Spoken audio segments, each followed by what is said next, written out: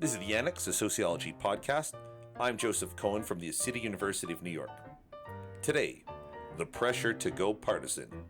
Our panelists are Michelle Silver from the University of Toronto and Gabriel Rossman from UCLA. This episode was originally released on May 1st, 2019.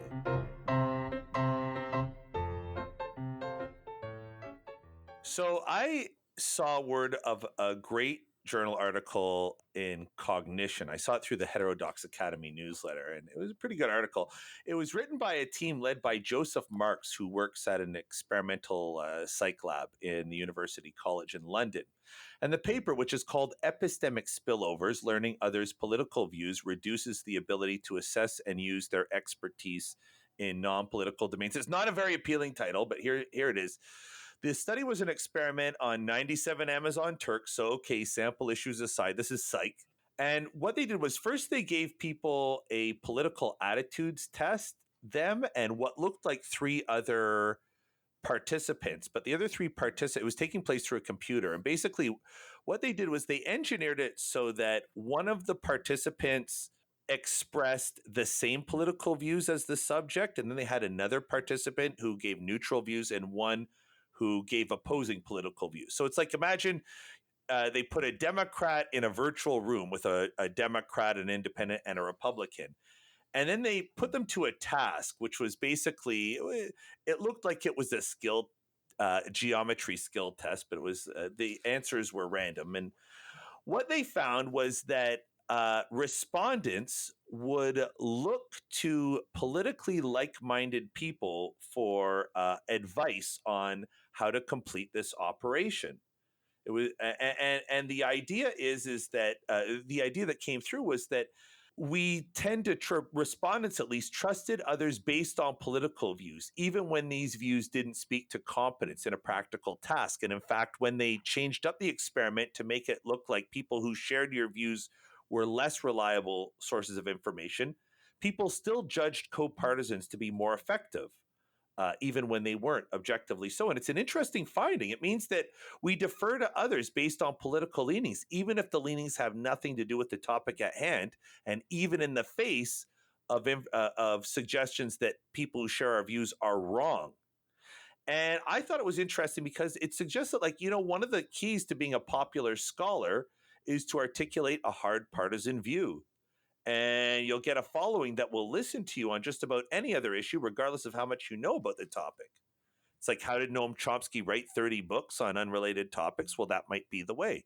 So that was the study. And I thought about it. Like, do you think that maybe that's the trap in public scholarship and this whole tension between being political and not political is like, if you want to take a public scholarship route, then the best way to build up an audience is to become a partisan. Well, let's talk about the article itself first, and then move on to the implications. Yeah, sure. Yeah, so I mean, in a way, what it's finding isn't surprising, right? We've known about confirmation bias for a long time, and we've also known, there's been a growing literature for like the last 5-10 years, much of it by Shanto Iyengar, who is at the aforementioned Stanford, showing that partisanship is an increasingly important heuristic, and that people consider partisanship to be an incredibly salient part of identity. And there's a lot of ostracism and social closure and that sort of thing by partisanship. Yes. And, they've replicated the kind of classic social distance measures. So, your feeling thermometer on a scale of 0 to 100, how do you feel about this group of people? And also, they did, how would you feel if your daughter brought one home type questions? Mm-hmm. Like how would, if your daughter brought a Republican home? Yes. And they found that, in both America and the UK, there's extremely high levels of social distance between the parties. If I remember correctly, the biggest effect is that Labour people in the UK really hate Tories. And so that's somewhat asymmetrical in that Labour hates Tories more than the other way around. I don't remember if it's asymmetrical in the United States. It doesn't really matter.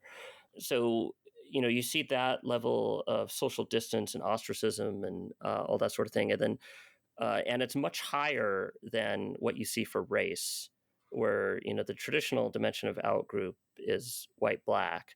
Hmm. Um, but in contemporary survey data, and this is new, right? It Hmm. used to be that you would see people uh, give relatively high, low feeling thermometers to blacks if they were white, and relatively high responses to I would be upset if my daughter brought a person of that group home, Hmm. um, for blacks and whites, and the other way around, I believe. I'm not positive about that though. But people don't really say that anymore. And you could say that's social desirability bias, and that we know that, whatever our instincts are, we're not allowed to give those types of objections, right? You're not Hmm. allowed to have high social distance by race, whereas you are allowed to have high social distance by partisanship. And it Yes. doesn't necessarily mean that that's how people feel. But they also did economic games, and they showed that what's the name of that game where you're each given $1 and you can put it in the pot, and then the experimenter doubles however much is in the pot, and then you split it. Oh, you mean like that prisoner's dilemma? And what's the Yeah, game? it's kind of You like have a to prisoner's dilemma. betray. If you cooperate, you'll get more, but you'll really get more if you betray the other No, subject. no, no, this one is not. I don't think that there's an element of trust in this one. All right. I think this is one where it's on the table. Anyway, one of these economic games where the highest joint payout is to cooperate, Hmm. and they found that people were actually pretty likely to cooperate with someone of the racial outgroup, but not somebody of the political outgroup. Huh. So that's an express preference, Right. and so you'd expect social desirability bias to be less important for that, and so that finding implies that it may actually be as important of a dimension of social distance. Right. But if you capitalize on this mechanism, like really what you're doing is you're capitalizing on a glitch in reasoning, right? Like if you're a scholar Hmm. and your play is to sort of attract, interest or increase your platform by becoming generically hard partisan, well, it suggests that that's a winning strategy. Hmm. Like you'll get people to like you. And is that a problem? Like is that a problem in the public scholarship game? Is that something we should be talking about, or that it's an easy path and maybe a temptation to win followings through bad thinking, through bad reasoning?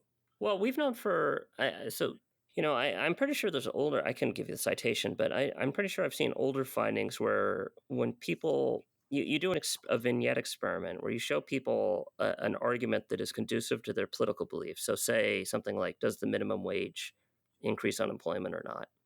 Right. And then you ask them what, in a sense, are technical questions like, "What's the sample size adequate?" Right. And people will basically give you answers that in theory should be unrelated.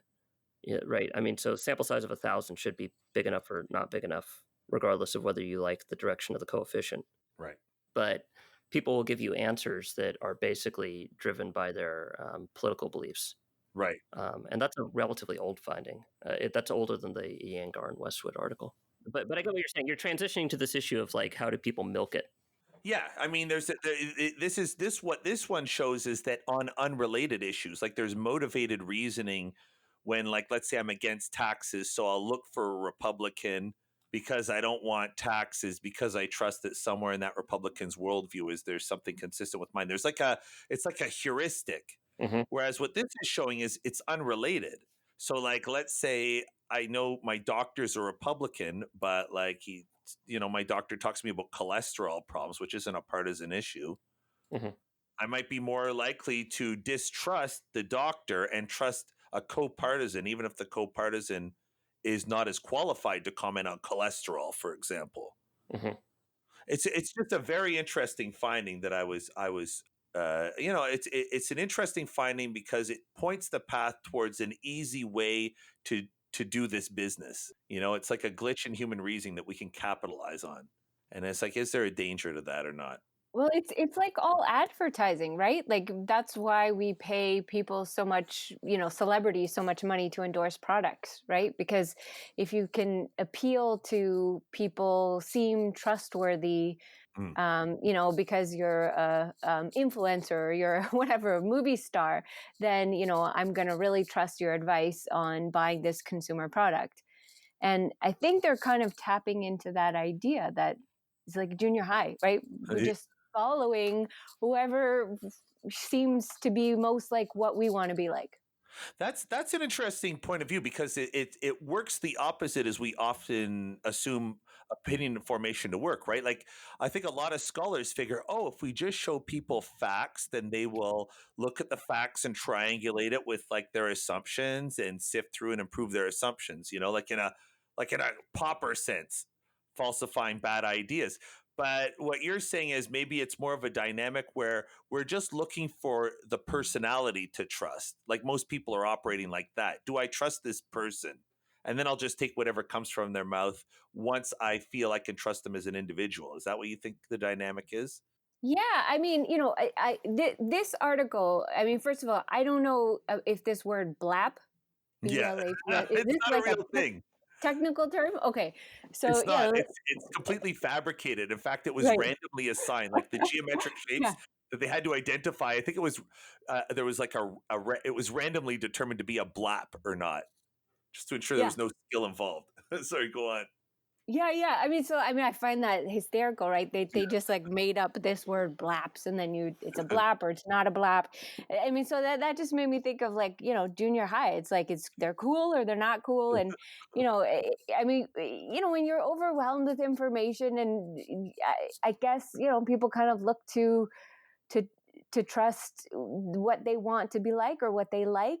Hmm. I don't know. I mean, I think there's a lot of research out there in public health which suggests that you can tell people don't smoke, you can show them pictures, you can Mm, and most people, like this study showing, most people they'll like listen, they will follow what is rational, but I still think there's a good subset of people that are going to do what they're going to do, yeah. and or that will actually find out on their own and decide what's the right way to go, even if their doctor starts giving them advice about what perfume to buy or something Right. unrelated to your health.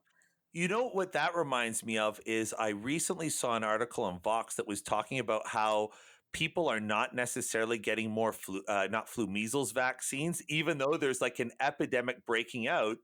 The determinative factor that seems to be raising the rates is just when people are being forced to, when we're like, you can't send your kids to school without Yeah, vaccines now. you have to pay $2,000 to walk into this public space. Yeah. And it's like, wow, people are very resistant to new information, almost stubbornly so.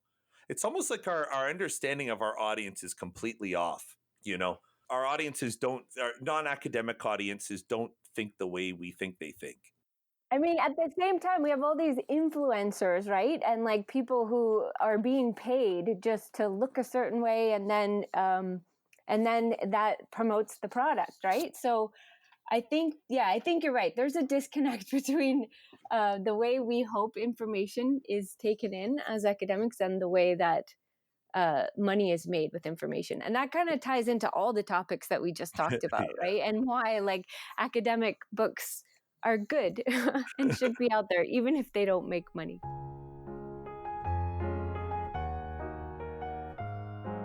You've been listening to The Annex, an academic sociology podcast. You can visit our show site at sociocast.org/annex. We are on Twitter at Sociannex and on Facebook, The Annex Sociology Podcast. Our producer is Liseth Moreno. Music by Lena Orsa. I'm Joseph Cohen. Thank you for listening.